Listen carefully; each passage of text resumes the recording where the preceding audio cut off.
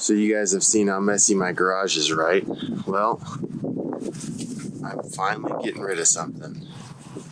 I picked this thing up for $250 and I put a new clutch in it. Starts first pull, came with a new carburetor, I threw that in, and I'm gonna go make some deals. Traffic sucks, boo. There it is.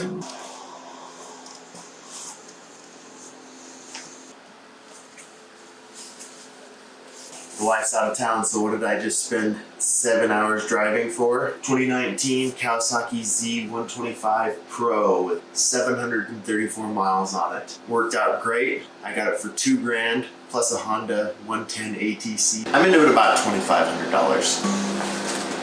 Am I in frame? Okay, it's on a 2-stroke. I'll show you how it sounds really quick. Fuel injector though, pretty quiet. Not gonna run it long. Don't wanna breathe that. 5-speed, I think. 4-speed. Rats. That's how much research I did before I bought it. We're just gonna stick to the road today.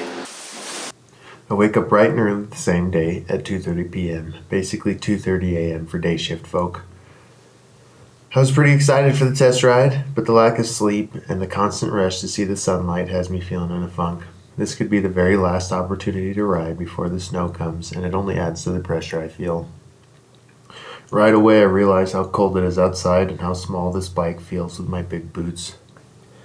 All this pavement has me daydreaming and distracted from getting to know the bike between my legs. It revs up mightily but remains well below redline as it climbs a shallow grade at about 50 miles an hour. I have had it wide open since I left town. No longer concerned with keeping it clean, I decide to take it down a trail I've seen while fishing on Phillips Reservoir. The little bike is light, low, and nimble. It's incredibly welcoming, and I start to think about how friendly it will be for novice riders. For me, on the other hand, I can't help but think of my primary motorcycle, the Suzuki DR650, and the smaller yet very capable dual sports available. For a small jump in price, you get a large leap in motorcycle. As the dirt rolls by slowly, I start to become more comfortable with the mini machine.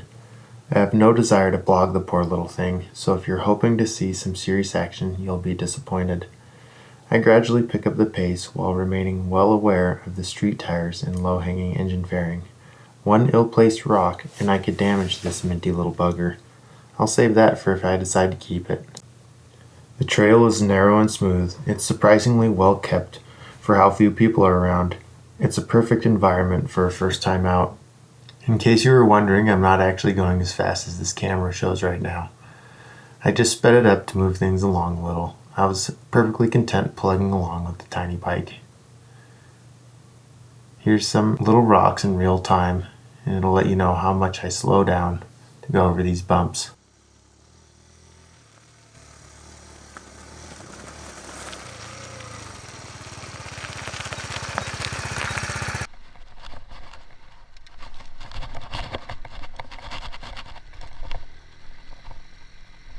I've started and stopped the bike several times by now in order to set up the camera and survey the area.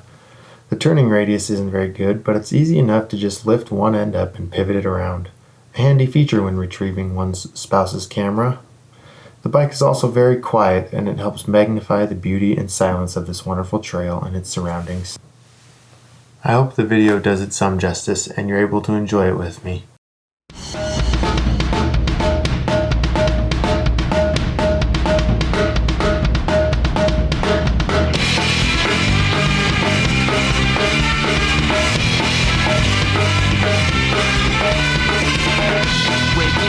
In an ungodly fear, sounds of terror now screaming fill the air. In the midst of midnight, well, when it becomes clear, with my all alone, or is someone else here? Is here? My nightmares, they keep me alive.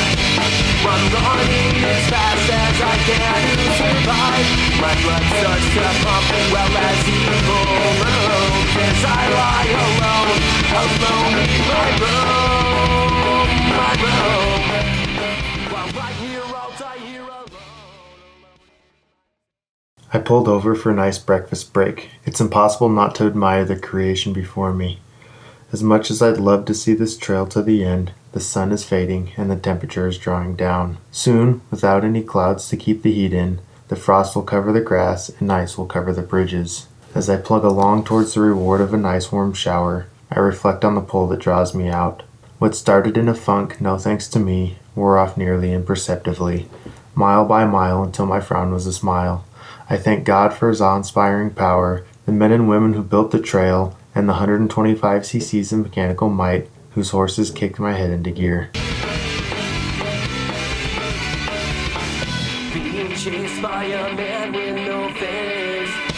Is this the way now that I end my race? A sneak preview of things to come. I try to run, but my body goes numb. Goes numb. Goes numb. Goes numb.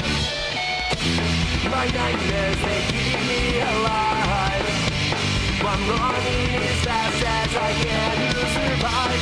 My blood starts to pump well as evil roams as I lie alone in my room.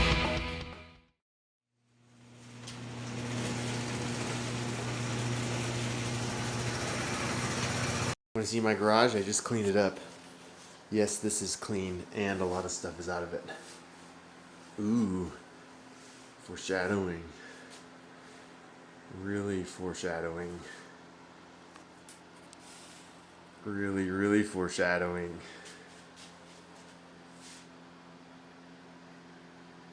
Oh dear.